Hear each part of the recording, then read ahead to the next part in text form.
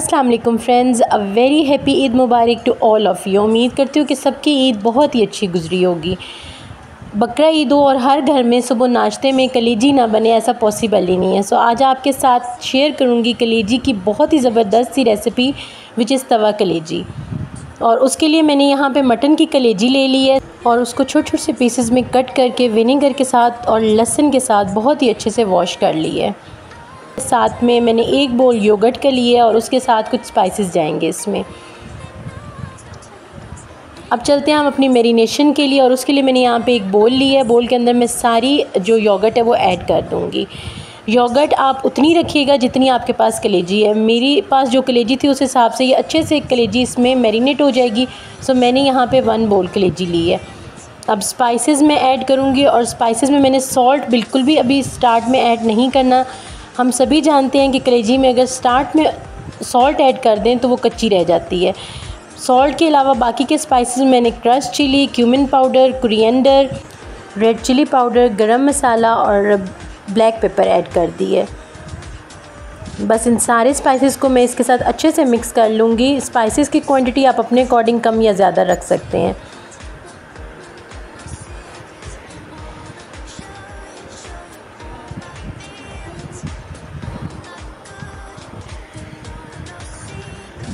Hand beater का use कर रही हूँ यहाँ पे ताकि सारे स्पाइसेस जो हैं वो योगर्ट के साथ अच्छे से मिक्स हो जाएं।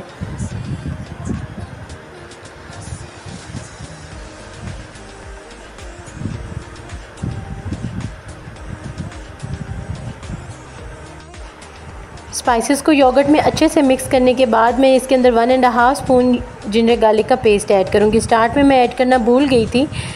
सो बस अब इनको भी मैं बहुत ही अच्छे से मिक्स कर लूँगी and then we are done. यहाँ पे अब जो मैरिनेशन मैंने प्रिपेयर की थी वो मैं कलेजी के अंदर ऐड करके इसको मैरिनेट कर दूँगी। मोस्टली ऐसा होता है कि कलेजी जो है उसकी रॉ स्मेल ख़त्म नहीं होती है। वैसे तो जो इंग्रेडिएंट्स और स्पाइसेस मैंने यूज़ किए हैं इनसे कभी भी इसमें आपको रॉ स्मेल फ़ील नहीं होगी आफ्टर कुकिंग।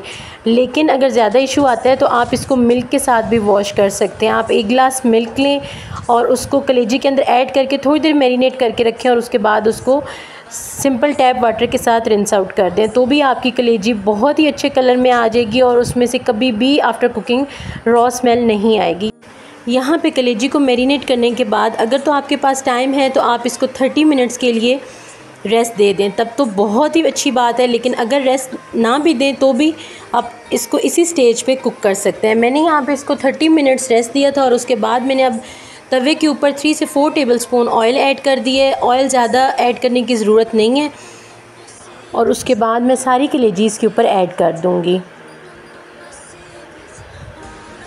बहुत ही इजी टू गो रेसिपी है। आपने जस्ट मैरिनेशन करनी है, थोड़ा रेस्ट देना है और उसके बाद आपने इसको तवे पे डाल देना है और जस्ट इन 15 to 20 मिनट्स आपकी जो कलेजी है वो डन हो जाएगी।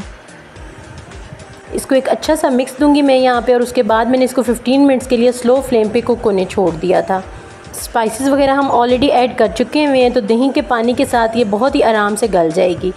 यहाँ पे थोड़ी देर के बाद मैंने कवर हटा के इसको चेक कर रही थी और आप देख सकते हैं कि सारा पानी ड्राई हो चुका है और हमारी कलेजी जो है वो ऑलमोस्ट डन हो चुकी है। बस थोड़ा बहुत जो पानी है हाई फ्लेम करके मैं इसको भून लूँगी। ये देखें जी, यहाँ पे ये स्पैचुला से भी टूट रही है, मतलब कि ये इतनी ज़्यादा सॉफ्ट और मुकम्मल तौर पे डन हो चुकी है। बस अब लास्ट में इसके ऊपर जो स्पाइसेस है मैं वो ऐड कर दूँगी। बिल्कुल लास्ट में मैंने इस पर 1 स्पून सॉल्ट की ऐड की है और उसको मैं अच्छे से मिक्स कर लूँगी। उसके बाद मैंने इसके ऊपर कोरिएंडर लीव्स ऐड कर दिए थे, साथ में ग्रीन चिली स्प्रिंकल कर दी थी और उसको गार्निश कर दिया था मैंने अनियंस और लेमन के स्लाइसेस के साथ। ये देखिए जी, यहाँ पे हमारी कलेजी डन हो चुकी है। आप इसको सिंपल भी ले सकते हैं और पराठों के साथ भी ले सकते हैं। ये बहुत ज़्यादा कॉम्प्लीमेंट करेगी पराठों के साथ इन योर ईद मॉर्निंग। उम्मीद करती हूँ आपको आज की ये तवा कलेजी की रेसिपी पसंद आई होगी। मिलती हूँ आपके साथ किसी और नई वीडियो में। टिल देन अल्लाह हाफिज़।